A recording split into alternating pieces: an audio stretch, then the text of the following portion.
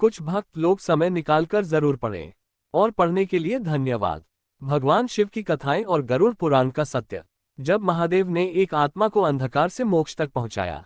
मृत्यु का क्षण। छोटी काशी के निकट एक छोटा सा गांव था, धर्मपुर। वहां अजामिल नाम का एक व्यक्ति रहता था। ये वह अजामिल नहीं है जिसका वर्णन भागवत पुराण में है। ये कथा एक अलग आत्मा की है। अजामिल एक साधारण व्यक्ति था, न बहुत पापी न बहुत पुण्यात्मा। उसने मंदिर देखे, शिवलिंग पर जल भी चढ़ाया, पर कभी मन की गहराइयों से शिव को नहीं जाना। उसका जीवन बीत गया धन कमाने में, परिवार पालने में, और कल देखेंगे कहते कहते। एक दिन वृद्धावस्था में उसकी सांसें भारी होने लगीं। रात के तीसरे प्रहर में, जब दीपक की लौ कांप रही थी और पूरा घर सो चुका था, मृत्यु आ पहुंची। अचानक कमरे का तापमान बदल गया। अजामिल की आंखें खुली पर शरीर हिल नहीं रहा था।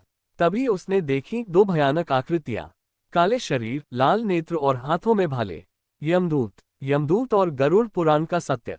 गरुड़ पुराण कहता है कि जब प्राण शरीर छोड़ते हैं तब आत्मा अपने कर्मों के साथ चलती है।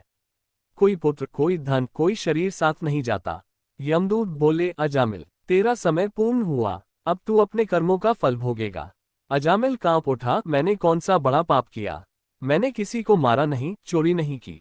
यमदूतों के स्वर में असीम कठोरता थी। पाप केवल कर्म से नहीं होता, कर्तव्य से विमुख होने से भी होता है। उन्होंने उसके जीवन के दृश्य दिखाए, माता पिता की सेवा न करना, सत्य जानते हुए भी मौन रहना, मंदिर जाना पर अहंकार में शिव का नाम लेना, और मन कहीं और होना। अजामिल रो पड़ा, शिव का नाम और पुकार। यमदूत उसे खींचते हुए ले चले। मार्ग कठिन था, कांटों से भरे पथ, भूख, प्यास, भय और पश्चाताप। गरुड़ पुराण में वर्णित प्रेत योनि की वो पीड़ा अजामिल अनुभव कर रहा था।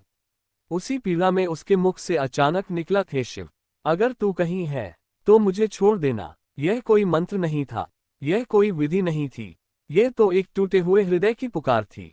कैलाश में कंपन। उसी क्षण कैलाश पर्वत पर कुछ बदला। ध्यानमग्न भगवान शिव की तीसरी आंख क्षण भर को कांपी। माता पार्वती ने पूछा, स्वामी क्या हुआ?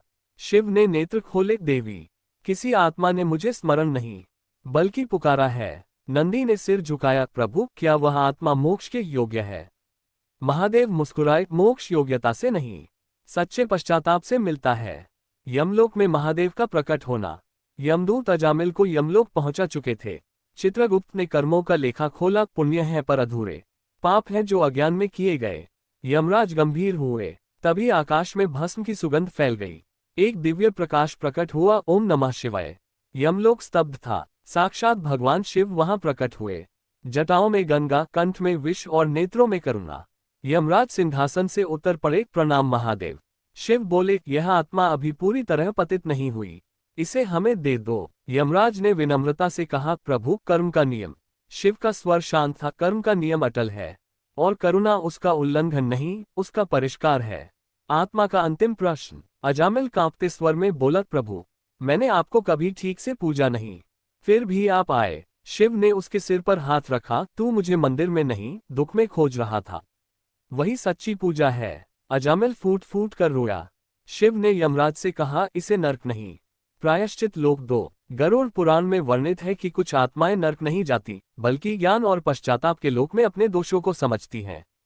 कथा का संदेश। प्रस्थान से पहले शिव ने अजामिल से कहा, याद रखना, जीवन में मुझे मानने से अधिक अपने कर्मों को पवित्र रखना। जो मुझे भय में याद करता है मैं उसे नहीं छोड़ता, पर जो मुझे सुख में भी नहीं भूलता मैं उसे कभी भटकने नहीं देता। ये कथा हमें सिखाती है कि शिव तुरंत दंड देने वाले नहीं बल्कि समझाने वाले पिता हैं। गरुड़ पुराण भय का नहीं, जिम्मेदारी का शास्त्र है। शिव पूजा का अर्थ केवल जल और बेलपत्र नहीं, करुणा, सत्य और कर्तव्य है। कहानी कैसी लगी कमेंट बॉक्स में जय हरि विष्णु और हर हर महादेव अवश्य लिखें। धन्यवाद।